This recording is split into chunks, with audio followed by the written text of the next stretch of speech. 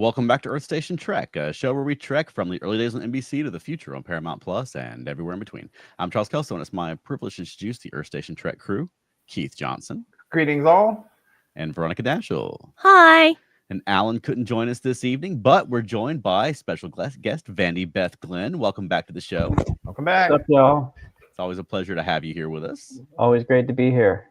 Yep. And Vandy Beth suggested a topic to us, which is the Star Trek character's obsession with the 20th century and why there seems to be no pop culture after the 20th century until the 24th. But before we get into that, Keith, do you have some This Week in Trek this week? I do, and I had to winnow this one down because September, for those old enough to remember, used to be when this TV series premiered back in the day. Mm-hmm. And so September, going back decades, was premiere month for a whole bunch of crap. So let me run through this quickly, the stuff that's highlighting. This is for Matt. This is for Matt Sweatman. On the 28th of September, 1966 was the final story outline for one of the best Star Trek episodes ever, called A Taste of Armageddon. That's a really good episode, actually. Yeah, Veronica, I know you know that one, right? No. It's the one with General Order 24. No. It's the one where they go to the planet and it's actually kind of cool. It's the one where the two planets use computers to fight their war games. And if the computer registers that your local area has been hit by a bomb, you have to walk into a disintegration chamber and let yourself be killed, because otherwise they'll start a real war. So the whole war for these planets is 500 years old, and everything is nice and clean because they don't use real bombs. It's computer games, and people have been so programmed from birth that they go like, that's like Charles goes to work. Sorry, Charles, I'll bring you up. You know, his car gets nuked, and they're like, okay, Charles, you got to go to a disintegration chamber. And say, okay, bye. Right. It's a great episode. And the point, of course, is war is nasty and it should be unpleasant. So, because if you make killing so easy, what's the point of not doing it? Great episode. Mm-hmm. 1967, you're really into the thick of the stuff. 1 year later, final draft of final day of filming, classic episode, Journey to Babel. Hey, that's a great one. Yeah, introduction of Sarek and Amanda. Mm-hmm. And diametrically opposed, the final draft of a piece of the action, which is called the Gangster Planet episode. I like a piece of the action. Yeah, it's a good episode. I love it. I kind of remember that one. Yeah, that's right. Speaking of the 20th century, you're right. Mm-hmm. What was that, Vandy Beth? Was that Veronica? I kind of remember that one. Mm-hmm. Oh, yeah. It's the one that stars Mel from Mel's Diner in Alice, the TV series. Talk about dating yourself. Okay, now let's get to the big one. 28th of September, it was a Monday. 1987 was the start of a grand experiment that a surprising number of people were sure was going to fail, including several actors from the original series.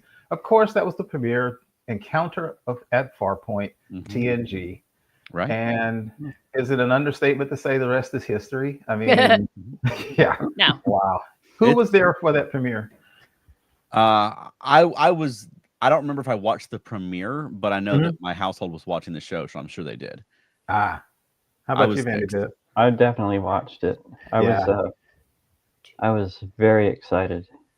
Yeah, and Veronica, no. No, I was 2.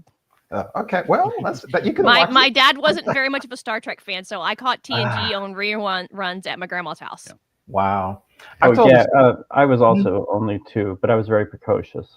Wow, there you go.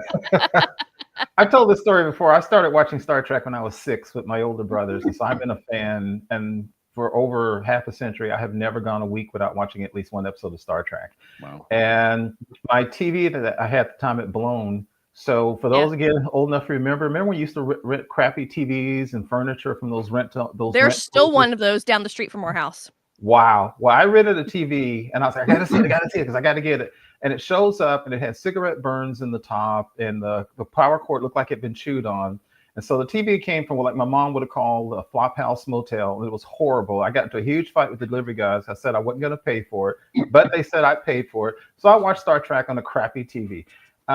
That's a fan. I got a new TV and the show got better. It's pretty amazing that the Next Generation was as successful as it became. Yeah, spawned what it did, because there were a lot of like new versions of old 60s shows around that time, new Very monkeys and the new Gidget and that sort of thing. And the fact that they Right. actually pulled it off with the Next Generation to the point that it launched its own spin-offs, and that's really why we have the Star Trek franchise that we have today. That's a very good point about reboots because Mhm. Lost in Space rebooted a movie and yet another Netflix TV series and has never what you'd say caught on fire. Right. You're right, all kinds of things that they've rebooted and nothing caught on like Star Trek. And at the time, there was a lot of weird stuff. Patrick Stewart was bald. That was actually a big deal. There was a Klingon on the ship. That was actually a big deal. There was a lot of stuff where they said it wasn't going to Walter Koenig said it wouldn't last. He said it can't without us. Well, there you go. All right, let me run through a couple more real quick because there's just so many first. 29th September 1966, The Naked Time airs, another seminal episode. That's the one with the alcohol-like substance that makes everybody go crazy and air their inner feelings. 1966, the final draft, one of my favorite episodes, Court Martial. It's the one where Kirk comes on trial for supposedly killing Ben Finney. I love that because I've said a billion times on the show that I get really tired of the William Shatner is talking like this meme because I think William Shatner is a fantastic actor. And I think people need to remember that by watching the first season, especially of Trek, because the man is phenomenal. The other stuff came a little bit later. 30th of September, 1991, Darmok. Yay! Another awesome. And we even get a character from Lower Decks, right? We finally get one of the children of Tama. Yeah. Really, really great episode. One of my favorites. I'm bringing this up for a reason, which is the 1st of October, 1990. That's the Star Trek TNG episode Family. And that is the follow-up to basically the Borg episode. The reason I think that's such a special episode is one, it's some of the best acting I've ever seen Patrick Stewart do, but it was also some first. Frankly, no other way to say it, men in Star Trek weren't that vulnerable originally. Men in TV weren't that vulnerable. Patrick Stewart broke down and cried in that episode. It's also a follow-up to a tragedy, a trauma, which also wasn't done much in Star Trek. So really, really good episode. And then I'm going to do two more. Charles, this is for you because I love it. 2nd October 1968 was the premiere of the outline for Requiem for Methuselah. Okay. The original series. I don't love it, but I like it. Yeah, I have come to love that show, and I will say there are things where if a show is good enough, you take more out of it as you get older than when you were younger. I watched this episode when I was 7, and it was that's okay. As I've gotten older, looking back, losing people, looking at what comes ahead, the loneliness that Flint feels is good. And also another thing, we talked about the episode by the writer, the movie, The Man from Earth by Jerome Bixby, which I had heard about for years and never saw until Charles says you got to watch it. That thing is phenomenal. So if you have not seen The Man from Earth, you've got to watch it. Yeah. Not also, the sequel, just The Man from Earth. Right. Indeed. And then the last one, this is a bonk on the head, but you can't talk about Star Trek and not talk about it. 1968, 4th of October, was the premiere of Let That Be Your Last Battlefield. And for those who don't know, that's Frank Gorshin, the Riddler, painted half on one side, black on one side and white on one side. And the moral of the story is racism is bad. And that's this week in Star Trek history. Awesome. Well, before we get into our topic, let's grab a couple of comments. All right. Matt Sweatman commented, my Star Trek obsession began with TNG, and I watched every episode except one third season episode on release day. Wow. That's quite a feat because back in the day, it was you had to be there live and in person if you wanted to watch it. I guess you could have taped it and watched it later on the day, but that's fantastic, Matt. I did both. And Elaine Whitening Sweatman says Vic Tayback was also in 3 episodes of The Monkees. Really? I don't remember. I'm pretty sure he played a gangster in at least one of those. He and the guy who played Bella Oxmix, whose name I've forgotten, they were cast as gangsters quite a lot. Let's just say. Okay. All right, well, let's get into our topic now. Vandy Beth, you suggested this topic of the Star Trek characters' obsession with the 20th century. So, what brought this to your mind? I don't remember using the word obsession. Okay. But maybe I did. Anyway, it seems like pretty much every series has at least one character whose biggest hobby is some sort of enthusiasm for part of 20th century culture. Mm. Having said that, I now can't think of anyone from the original series, but of course in Enterprise we had Trip Tucker with his movies, Mm-hmm. and the Next Generation we had Picard and his hard-boiled detective fiction.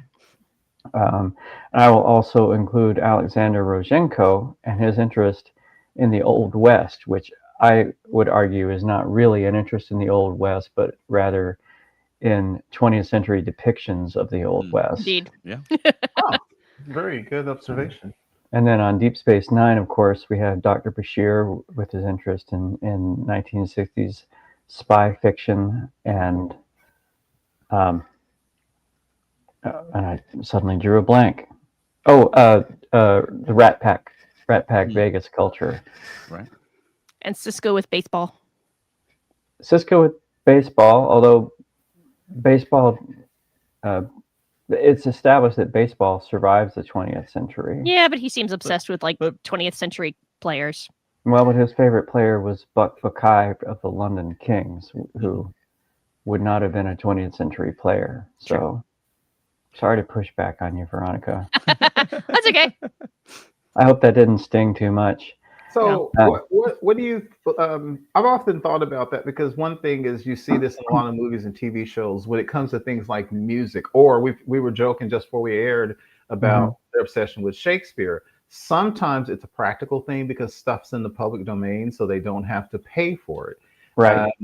Sometimes, for example, something we're not that they're obsessed with, but sometimes when they air something from a time period, it dates the show irrevocably and sometimes negatively forever. Case in point is look at good God, what's the name of the episode? Oh my God, the one with the space hippies in the original series. Way to Eden. Right. And it was absolutely normal for that time in the 20th century, but good God, if that doesn't date that show. So do you think it's just because it was most of Star Trek was made in the 20th century and it's just what they're familiar with, and that does it? Before I answer, I just remembered a couple that I left out. Tom Paris, the Beastie Boys in the first Kelvin movie. Did you have to? Zephyr Cochrane playing Steppenwolf in the cockpit of the Phoenix. Obviously, we could be cynical and say that it's because it's what the audience is most familiar with, or that it's in the public domain, or sometimes it's just a throwaway joke. It's like, haha, they mentioned Nixon in China or whatever. But I decided let's take it seriously. Let's try to find an in-universe reason why the 20th century and the culture and history of the 20th century might be more prominent to the characters in Star Trek than any other time period. And it occurred to me, it's established in the franchise that the 21st century is a very dark period in human history. There's World War III. There was the atomic horror, and then after that was First Contact, and humanity started moving out to the stars and meeting aliens, and the culture that humans were a part of became much more multifarious and disjointed as well. In fact, it became a world in which there are multiple human civilizations which are maybe not always in close contact with each other. Months and months travel apart in some cases. So the 20th century is possibly the last common point of reference for the humans of the 23rd and 24th century. So it's the cultural lingua franca that they all have to base their interactions with each other on. I mean, it's probably also like the height of pop culture, with the invention of television and radio, and it being more and more and more easily available until it hit that boiling point where everything explodes. That's an interesting point where you almost romanticize the century behind you because it seemed like people were more whatever. I remember reading about about reading and stuff, and way back to the time of Plato and Socrates and those folks, is there was people who actually, believe it or not, were against writing because they thought if you wrote stuff down, your memory was weak, and you should you should memorize everything. And so there's kind of a romanticism, you're right, about the 90th century. If you think about even shows like Voyager and stuff, they talk about Kirk, but it's his time. But they talked about how Kirk and his company were more cowboys than others. And Vandy Beth, based on what you were saying, I thought about something very interesting that made me flash back to Space Seed. And there's the scene after the mission where Kirk is dressing down Lieutenant MacGyver's because she was so full of the hots pecan that she wasn't performing. And he talked to her about that. And he said, real quick, he said, Lieutenant, at any one time, the safety of this entire vessel might depend on the performance of a single crewman. And the fact that you find a man strangely compelling to you personally. And she says, not personally, Captain, professionally. My profession is history. And then he says, and men were more adventuresome then, bolder, more colorful. And she said, yes, sir, I think they were. And she sounds talking about, to your point, she sounds talking about the 90s, the 19th, the 20th century, like we might sound talking about the Old West or the Buccaneers or pirates or something. Like everybody was more adventuresome in that century before. And having lived in the 20th century, I don't think it was all that. At least the way she seems to view it. 3 stars. I feel like they're way more adventuresome in the time of Kirk and Right. Spock.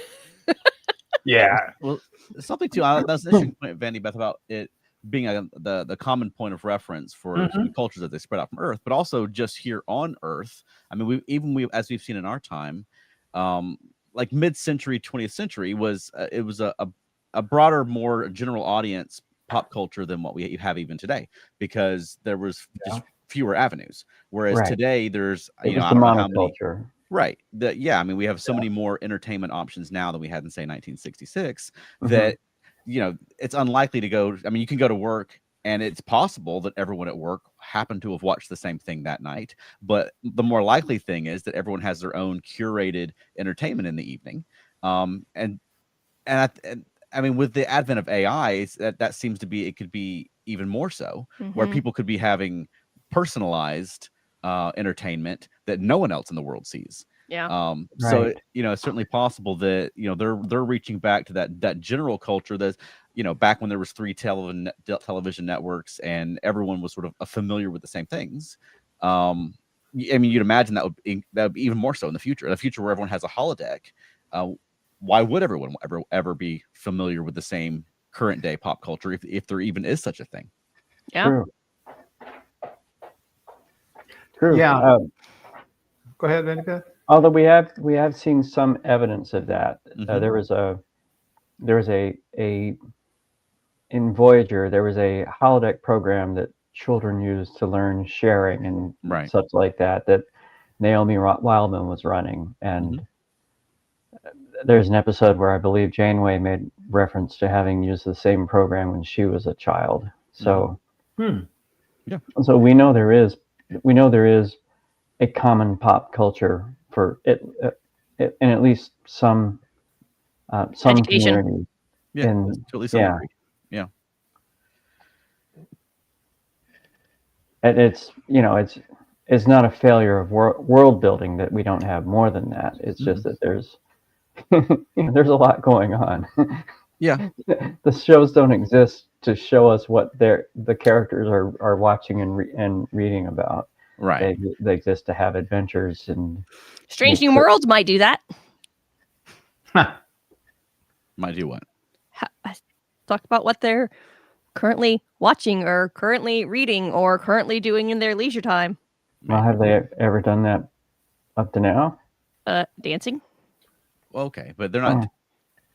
They're not talking about other people dancing, though. They're dancing themselves, which I think is different. But even on Strange New Worlds, like when they go into a holodeck adventure, they're not having a holodeck adventure based on, an early 23rd century story that everyone likes. They're reaching back to the 20th century again. Sure. And I mean, we all know in the real world, that's because it's something that we, the audience, are familiar with. Right. it would be, I don't know. I mean, I'm a nerd, so I think it would be interesting if there were, if Tom Paris had been as obsessed with a, late 22nd century franchise of some kind that is futuristic to us but old fashioned to them. But that's also kind of a needle to thread for portraying it to the audience, of making it seem old fashioned to the Star Trek characters but futuristic to us. I mean, I think they could do that, though. I don't know if the rest of you have seen an Apple TV Plus series called Murderbot, but Not yet. No, I've read the first book, but I've not watched the show yet. Okay, well, the series is about a security robot who manages to hack its governor module and basically free itself from the dictates of its owners and employers. And so now it can do anything, but all it wants to do is watch bad soap operas. So it's downloading hundreds and hundreds of episodes of its favorite soap operas and removing some of its own programming and memory files to make more room for all these episodes. And within the TV series, we sometimes see bits of the soap operas that he's watching, that Murderbot is watching, and those shows within the show are set on spaceships. They're set in a sort of heightened reality version of the world that Murderbot itself is living in. But it's more ridiculous, and it recognizably uses the same sort of tropes that we would see in a present day soap opera. Right. So cool. I guess what I'm saying is that they could generate something that is of their time, and yet make it look like make it recognizably something that is also of our time. Yeah. Well, do you think that would be preferable as an audience member than to reaching back to the 20th century again and again?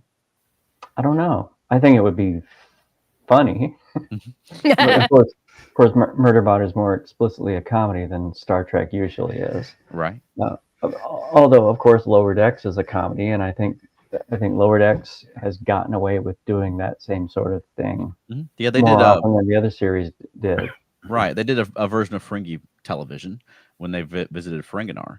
Right. But even that was often, it was sort of a spoofs of 20th century shows. It was like the cop show, and they're wearing like suits and ties, as opposed to being dressed in for their contemporary time.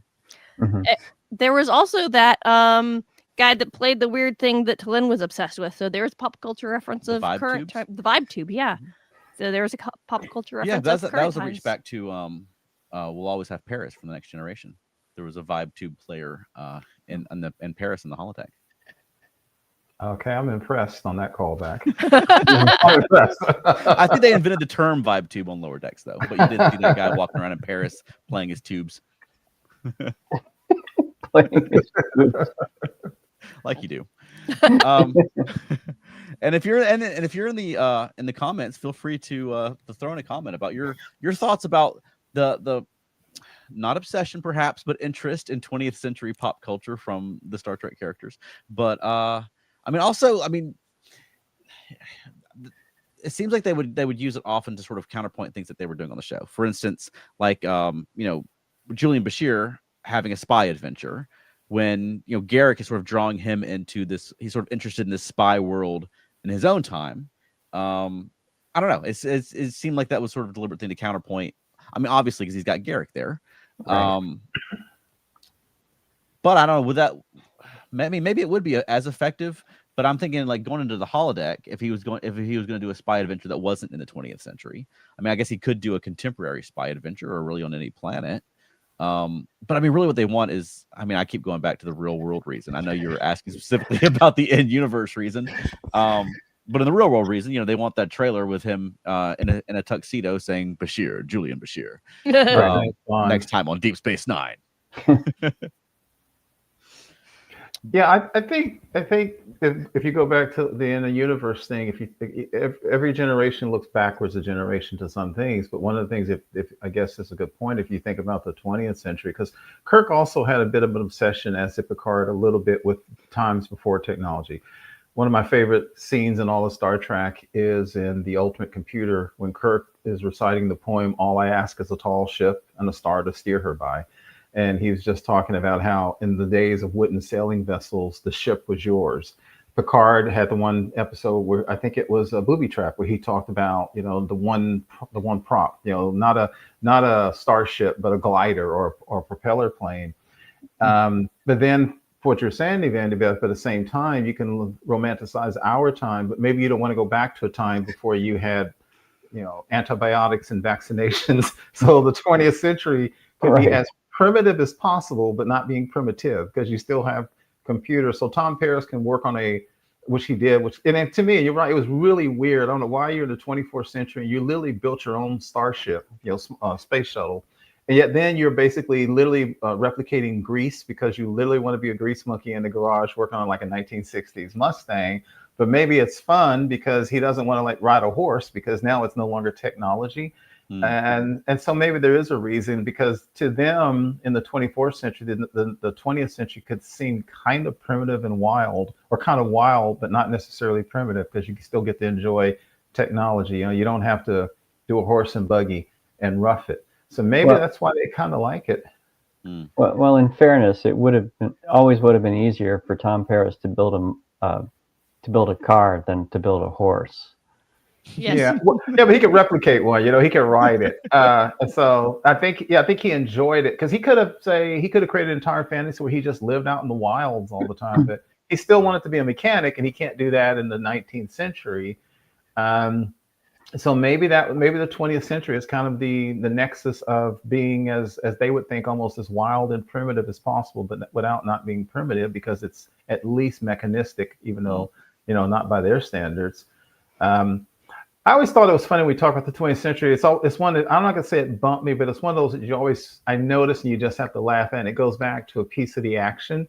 And I always thought it was funny. And Charles, where I'm going with this. As soon as Kirk put on the hat and the suit, he's starting to speak this gangster language from like 1930s movies. And I'm like, where the hell did Kirk learn that? I mean, did he run by the library computer real quick? And even Spock is like, "I'd advise you to shut up, ox mix." And they're always saying daddy-o and stuff. And I always go, where the heck did Kirk learn to speak early 20th century gangster language? Also, to your point, Vandy Beth, not from real life, but how the movies portrayed 1920s Chicago. So Right. It always bumped me a little bit, but you got to go with it. And you mentioned a piece of the action, and Yeah. Vandy Beth, you mentioned at the top that you don't really have that character on the original series that would have that similar sort of obsession in the same way the later ones do. But a lot of that's, I think, because they didn't have the holodecks then. If they had the holodecks in the original series, then it's likely, I think, that episodes like A Piece of the Action or Patterns of Force, those parallel Earth episodes likely would have just been holodeck adventures because they were accomplishing the same thing for the show, which is using the studio wardrobe and that sort of thing and familiar sets to save money. But I mean, I think they're really, as far as in the real world, accomplishing the sort of the same thing. But you're right, Keith. Like there has to be some sort of familiarity. I mean, Kirk wasn't there long enough to pick up all the lingo. I don't know. Like no way. He had to have had some familiarity. He had something to crib from. I mean, but he may well have watched, old 1930s gangster movies back home in Iowa, or on the ship. The Enterprise established that there were movie nights. Sure. Yeah, that's true. On board the ship.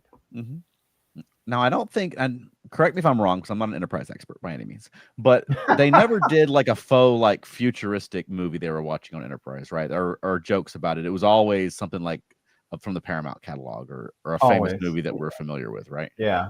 It wasn't necessarily Paramount movies. There was an episode where they watched Frankenstein. Where they watched Frankenstein, but but we didn't see any footage from the movie. They just talked about watching Frankenstein, which of course Frankenstein's in the public domain, and there are many different adaptations of it. So sure. That would have been fair game.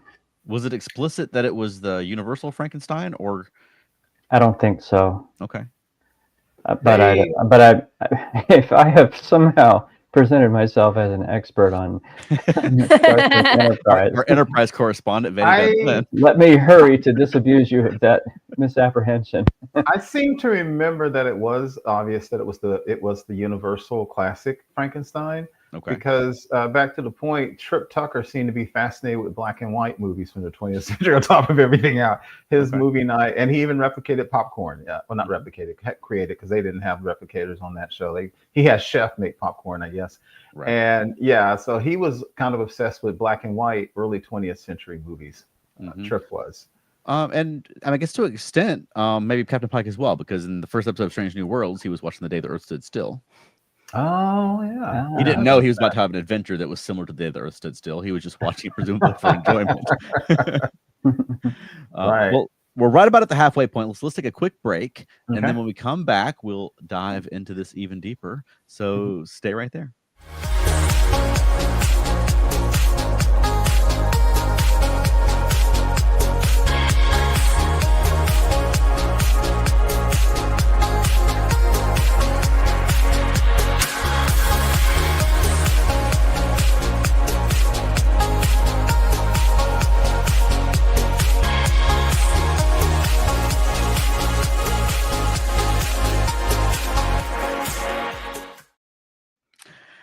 And we're back. And Vandy Beth, I don't want to interrupt you. What are you reading there? Sorry, I was just reading a fascinating book that I picked up at Dragon Con. Hey. Yeah, and for anyone who doesn't have a copy of our book, you can get it on Amazon. It's called The Earth Station Trek Guide to Star Trek. And thank you very much for purchasing a copy. We certainly do appreciate that. It's already signed by Alan. I hope to get the rest of you eventually. Okay. Yes. Yeah, absolutely. And yeah, so getting back into the topic, I think you're probably onto something with the comments about World War III, because, like you say, in the post World War III situation where they found Zefram Cochrane in, he was listening to 20th century music, but on like a more modern format. He had a jukebox there, but he also had some weird crystal like looking green disc. So presumably, media has survived. True. But, and I'm just thinking that this is occurring to me as I'm talking, but a lot of the pop culture that they're watching in the Star Trek future was stuff that existed on physical media, tapes and so forth, whereas a lot of our current stuff exists almost exclusively on digital media. And I guess a lot of the stuff we're watching today, stuff that we're watching now still comes out on home video, on physical media. Sometimes. Less and less common. And if that were to continue to be less and less common into the future, it's possible that a lot of digital media would be lost in World War III. Very true. Yeah. Yeah, like K-pop Demon Hunters, which is really big among the nerd community right now. It's, as far as I know, it's only available on streaming. There is no physical media of that at all whatsoever, but it's huge right now. Yeah. But there's no physical media. And if that continues and we move on down the road and all of a sudden Netflix is gone and there's no existence of that anywhere, And the unless Pirate someone Bay ripped disappears. it. Yeah. The only way that would work for music is if you actually had sheet music somewhere and somebody read the music. But You can have other than CDs and recording. records. There would still be physical media. CDs and DVDs will deteriorate in time, although I don't know if it's going to be a 300 or 400 year time period. But I don't know how long USBs will last. I was going to make some comments about the Smithsonian and stuff, but let's not go there. Maybe there are movies. Maybe there are movies and music that have been recorded to microfiche. Yeah. Well, you do what you have to do. Well, seriously, you do what you have to do sometimes. I'm a huge believer in going old school, because sometimes you're right. You don't know about the fancy technology.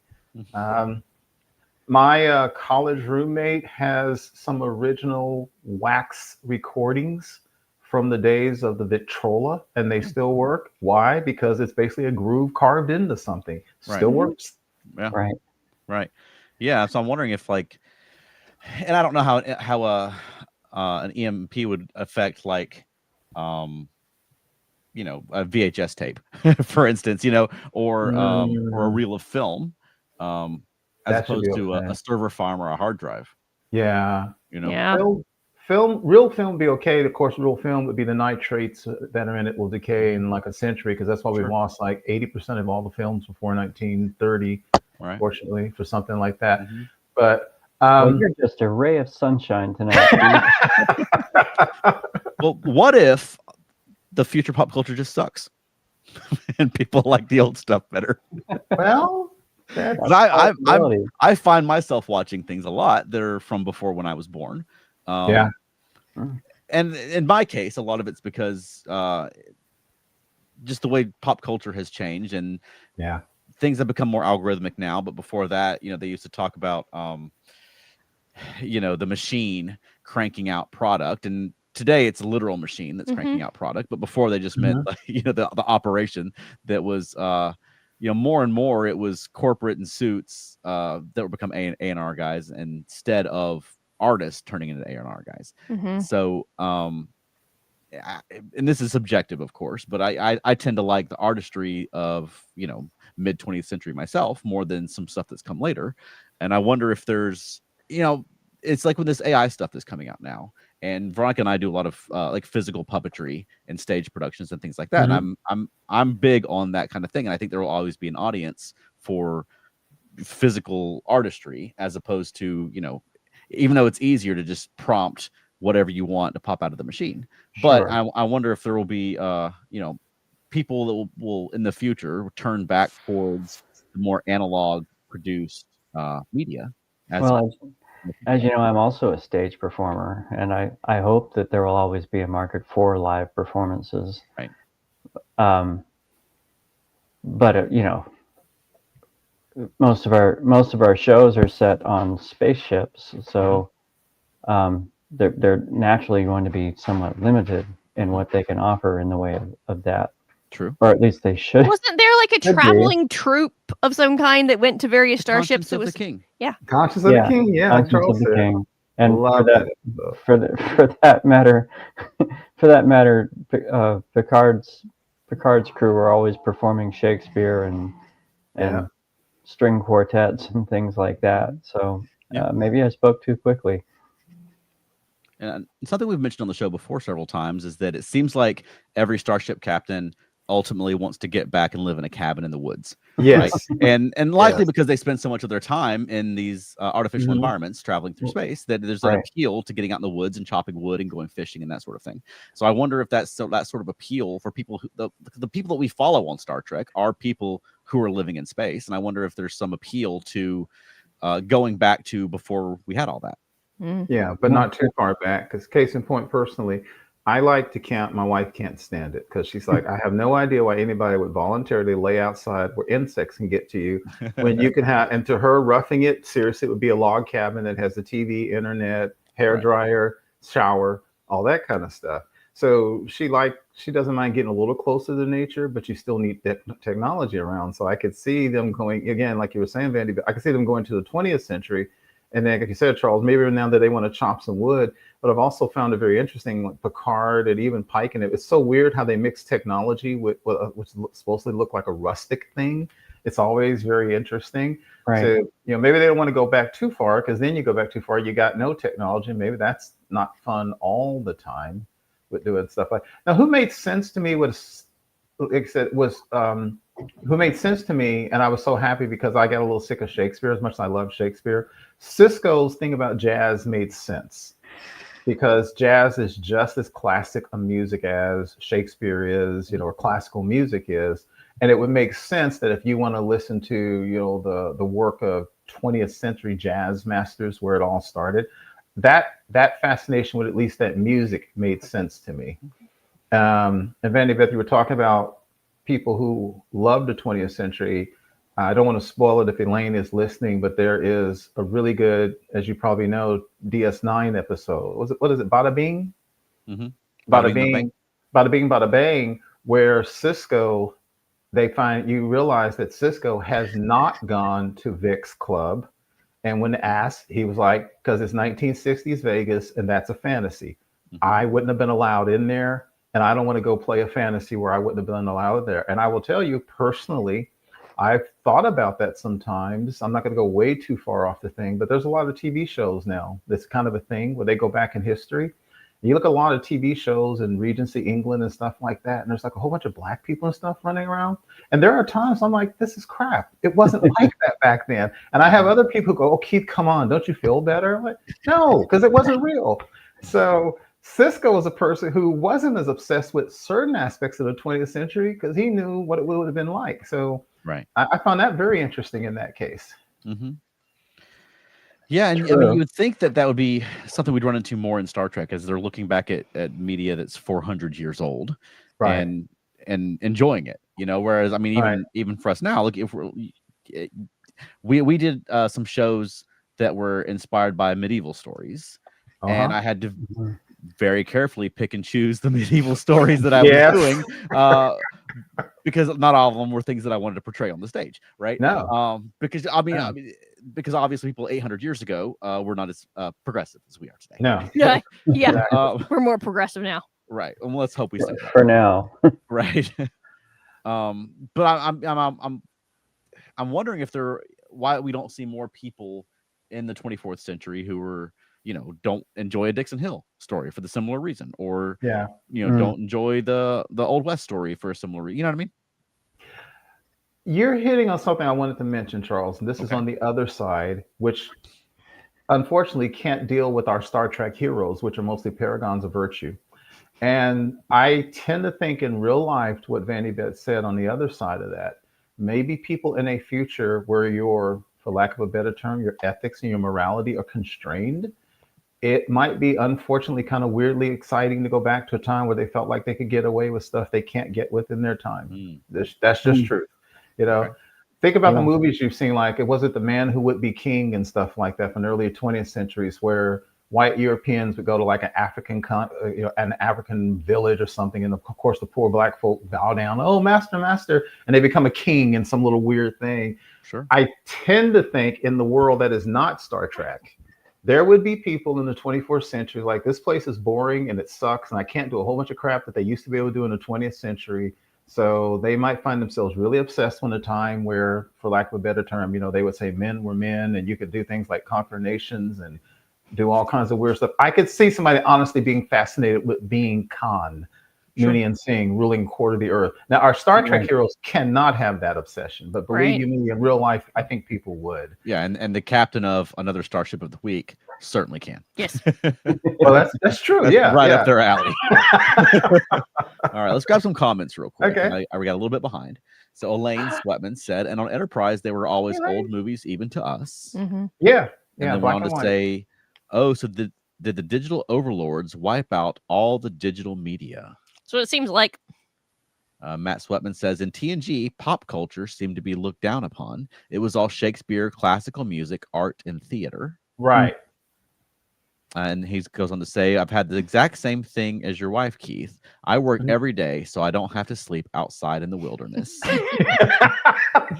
And he said, every time modern films such as the MCU show the 30s, 40s, 60s, etc. as romanticized, less racism, sexism, no one smokes, etc. Yeah. I'm gonna push back on that, because the show Agent Carter very much showed the ugly side of the 1940s. And I think they should. And that's a whole other podcast in the conversation. But it is. I personally, you probably noticed many times on the show over the years when sometimes we face characters that are racist or homophobic or something, I have said, I'm glad that character is there, not because I like that attitude, but because I don't want to hide the truth of what we still have in us. Sure. I just think you have to. And this wasn't an entertainment thing, but in The Visitor, not The Visitor, in Far Beyond the Stars, they certainly did portray the 1950s more in line with what would have been happening in the 1950s, right? But it also wasn't a scenario where someone was doing it for enjoyment. So it could be, you know, as people are loading up these programs, these programs are specifying, you know, let's cut out some of the racism and sexism and things like that. Yeah. Now we have a comment from Kat Smith. Welcome, hey, Kat Smith, who says, in The Man Who Would Be King, they did get punished for their whole white savior thing. Good. Yeah. That was a Rudyard Kipling story, I believe. I believe you're right. I haven't read it, but I have seen the movie adapted from it that starred Sean Connery and Michael Caine. Same And here. it's a fantastic movie. Yeah. John Huston directed it. And yes, they definitely did get punished at the end of that. Yeah, and Charles, you said something very interesting, which I'm glad you corrected me, because I was saying we can't, because this is my life and how I've been raised and what I've seen. I guarantee you, people in the 21st century would look back on the 20th century as a time where they could get away with stuff, and they might fantasize about that. But then you mentioned, but the captain who's not our real captain or our main captain is, and I think about Ron Tracy, who he had a little fiefdom right there. So I could see somebody doing something like that. Norman Spinrad had an unproduced script for Star Trek that was a similar thing, where a guy had set himself up on a planet as like the king or the god. I have a copy of that script. Actually, I bought off eBay one time. But so I mean, that was at least on people's minds, even as of the original series of doing those types of stories. And then Cat Smith commented it was Kipling, one of the best movies ever. Charles, was it you made a good point where you said maybe the pop stuff of the future sucks. Sure. But here's the thing, and even Star Trek kind of sort of showed it to what you're saying. If you remember in TNG, an episode I personally don't like, but a whole bunch of people do. It's the one where they thawed out the people from the 20th century. One of them was like an old country boy from Georgia, and the Neutral Zone. The Neutral Zone, right? Honey Clemens. Yeah, that's the one. If you remember when the guy said turn on the TV and he said I want to get the Braves, see how they're doing, probably losing again, and Data basically said that form of entertainment didn't survive much past the 21st century, as if TV was truly the boob tube and made your brain dead. So especially in the 20th century, depictions of the future were often that the future was going to be sterile by our ideals. People were going to be more rational, less emotional. Let's be honest, a whole bunch of us watch movies where people kill people and we laugh about it. Oh, look at the great kills in that show, or we look at Dirty Harry. So I could see what you're saying. Again, it kind of dovetails what I was saying. Maybe in the future, the entire zeitgeist of entertainment is much more rational, for lack of a better term, and less entertaining. Yeah, in which case some people might look back to the 20th century like, oh, it's really cool. And maybe they like seeing Jean-Claude Van Damme kick people for no good reason, because they don't do movies like that in the 24th century. Well, we're sort of doing the same thing when we play D&D. Yeah, that's true. Because we're inhabiting an idealized or mythologized medieval era where we get to be evil if we want to, and basically kill everyone we meet if we want to. Right. And also, and we're having a huge, and I think we're about to take I hate to use that term, but it applies. I think we're about to take a huge paradigm shift in AI in our society, in our world. And back to what we were saying about Tom Paris working on cars and stuff. Well, maybe he wants to go back to a time where AI didn't do it for you, where it is your hands, where, and maybe the movies where you're like, hey, this movie was actually made by a real person with a real camera. It wasn't Tilly. It wasn't, that was before the rise of the AI actors and something like that. So maybe it would be a nostalgia for this time or that time, because it was when things were quote unquote more real. And at least more tactile, because I mean, Tom Paris is living in a world where everything's touchscreen, and you open up a panel and it's glowing things and glowing plastic chip, not plastic, but chips and bioneural gel packs and things like that, where it might be cathartic just to plug a hose in to and attach power to it and watch the machine turn over. I mean, I could see where that might be cathartic, just building something with your hands.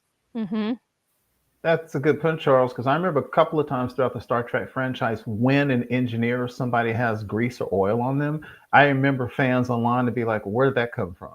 Where did they get oil on them on a starship? Everything's perfect and clean. Yeah, there's also the concept that was Gene Roddenberry sort of threw into the Star Trek the Motion Picture novelization, where he tried to portray the people on Earth as being more advanced or more evolved than the people that we see on Star Trek. And the idea was that the people who choose to go out into space are sort of throwbacks, that they're still looking for, they're more like the 20th century people, that the more sort of evolved people are staying behind on Earth. And I think that's he's trying to make Star Trek seem more advanced than it was than than the folks that we watch on the screen. But it's possible that the people back on Earth don't spend their time, playing James Bond or holodecking jazz clubs and are into something else, because most of the people that we follow on Star Trek are out in space. They're adventurers. He probably took that analogy from the typical view of the 19th century. That the civilized and settled people stayed in on the East Coast, and it was the roustabouts and the adventurers who went out west. Sure, yeah.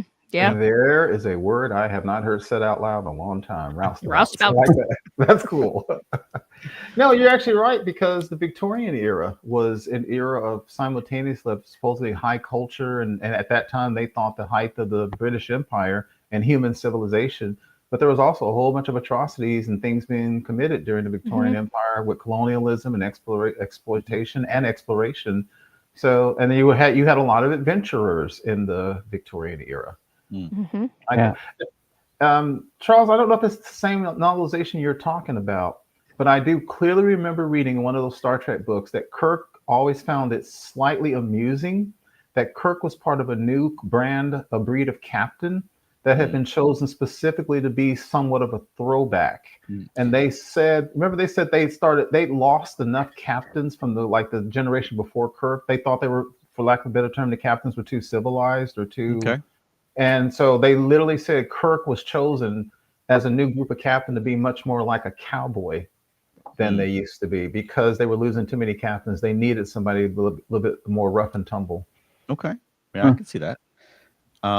We've got a comment from Matt Sweatman, who says, I would think the opposite, that a post-scarcity society would have plenty of free time and ability to explore entertainment and hobbies. Yeah. But I think we were saying about what would they want to explore, because, would you have been taught so much that you have to even enjoy your entertainment in a civilized manner.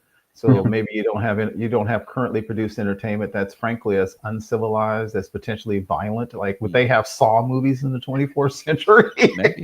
Or would they take the director and put him in a rehab colony for making a movie like that? Right. But I mean, it's also possible too that people in a post-scarcity society don't have the same limitations, obviously, that we have. Like, I might enjoy sitting at home and watching a movie about sailing because it's expensive and time intensive, and I have a job, and it doesn't really fit into my life to go out and go sail across the Pacific, right? Whereas if you live in a post-scarcity society, you could just go do that. There might be a lot of people who would choose to just go do that. Yeah. Or climb a mountain or go hang gliding or whatever the case may be.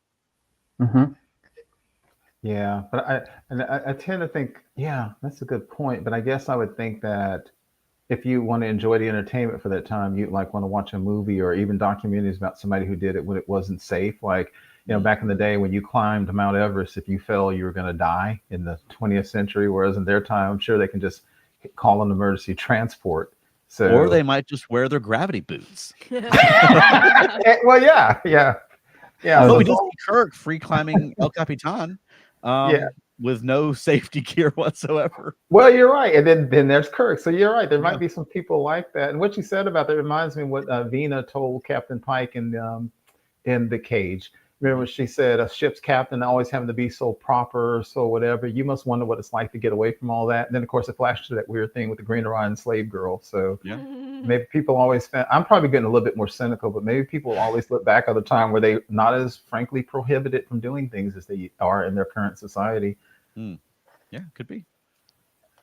Before we wrap up, I'd like to touch on one element of culture that we haven't gotten to yet. We've talked about music and sports and movies and TV. There's also food, which evolves over time. 50 years ago, Italian food was considered exotic. Now there's an Italian restaurant on every corner, just about. Mexican food, I think, is more popular than it used to be. Oh, absolutely. Chinese food we had 50 years ago, but now I think we have many different types of Chinese food. There's Sichuan, there's vegetarian, there's Hunan, etc. The eating of food would probably continue. It would definitely continue to evolve between now and the time of Star Trek. But we have things like Joseph Sisko's Creole restaurant, Mhm. and every dish they've ever mentioned on Deep Space Nine was something that we've heard of today. Mhm. Yeah, and I think you make a very good point about the whole thing with the food, because one thing Star Trek has always pointed out is that the preparation of food has definitely been hit by technology. In the original series, they had those food cubes, and I'll never forget what Charlie X and Kirk said. The Earth Day is Thanksgiving. The crew has to eat synthetic meatloaf. I wanted to look like turkey.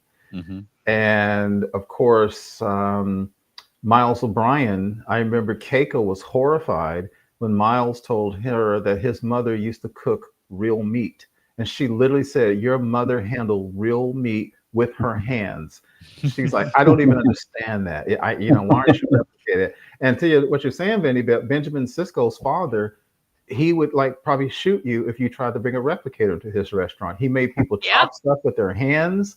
Everything was real, nothing replicated in that restaurant. And that seems to be unusual in that time period, at least on Earth. Mm.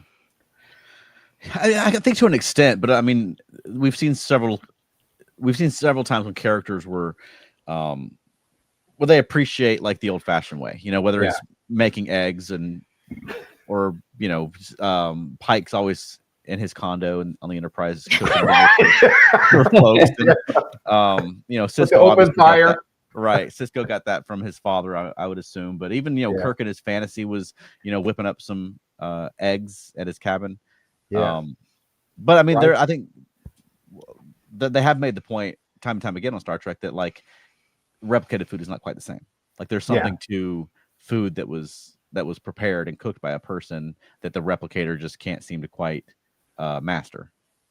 Or it could be a psychological thing where they're just perceiving it as being different. I'm sure it's psychological. I agree, because if it's a replicator, it could, we talked about that before. We were talking about things like Picard's wine. Maybe what you do is you replicate the best bottle of wine ever, and so maybe every bottle of Chateau Picard tastes exactly the same because the computer replicated it. And after time, you get mad about that. Like, well, I don't want it to be perfect every time. Okay, but we're talking here about replicated versus real food. When what I meant to bring up was present day food versus future food. Okay.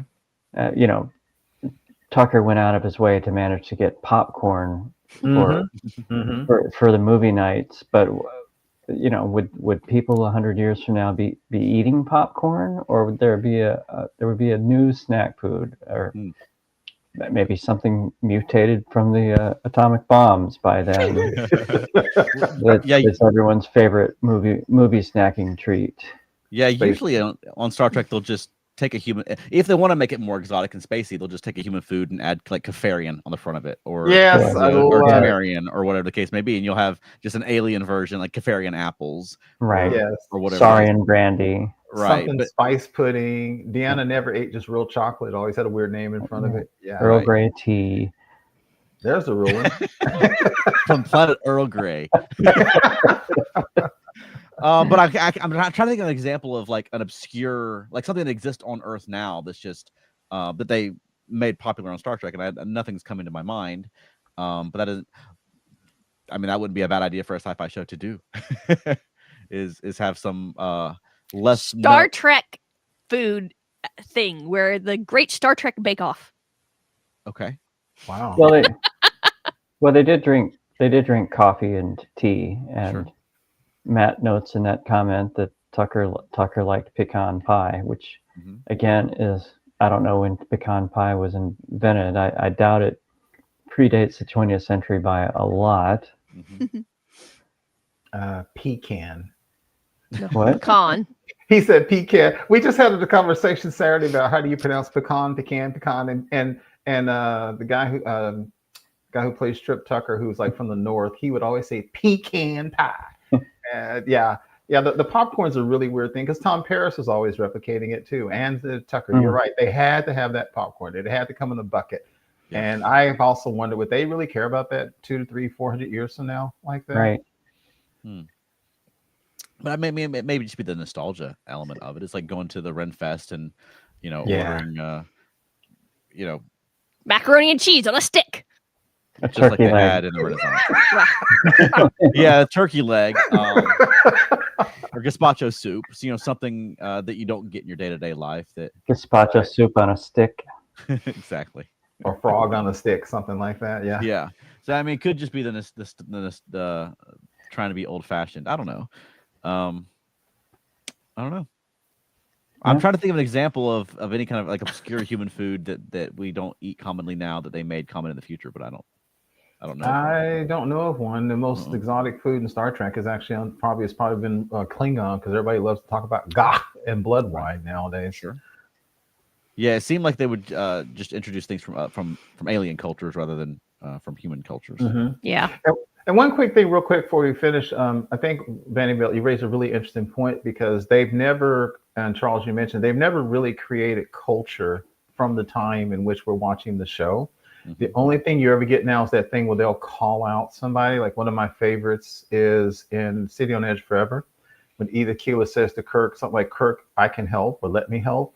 And Kirk says, 100 years from so now, someone will write a poem about that. They'll recommend those 3 words more than I love you. But of course, I don't think it was ever written. Mm-mm. And every time they even give me a taste of something like that, culture, writing, programs from their time, I always want them to do more, but they never do. Yeah. Well, Gary Mitchell quoted Nightingale Woman. Yeah. My love has wings. Yeah. Blah, blah. Yeah. Yeah. That's right. Mm-hmm. Okay. Well, interesting topic, Very Vandy good Beth. Thank topic. you for suggesting. I think that was pretty interesting. A lot to think about from that. Thanks for A having lot. me on. Yeah. I enjoyed this. And Same where here. can people find more of you? I am on Facebook and on LinkedIn and on Blue Sky. Okay. And what about you, Keith? And I am on Facebook also, primarily the ESO network Facebook groups. And how about us, Veronica? Feltnerdy.com. And Monkeying Around, a podcast about the monkeys. that's right. Do you have a closing for us this week? I was thinking about that as you were about to ask me, and what about us, Veronica? And I'm like, oh crap, I'm gonna have another thing after this. Gah! Okay, that's a 20th century reference. All right. Well, thank you for joining us, everybody. We'll be Thanks, back Paul. next Thursday at 8 p.m. Eastern, live on Facebook and YouTube, or after the fact on your favorite podcast platform. Thank you for joining us. Take care, y'all. Bye, everybody.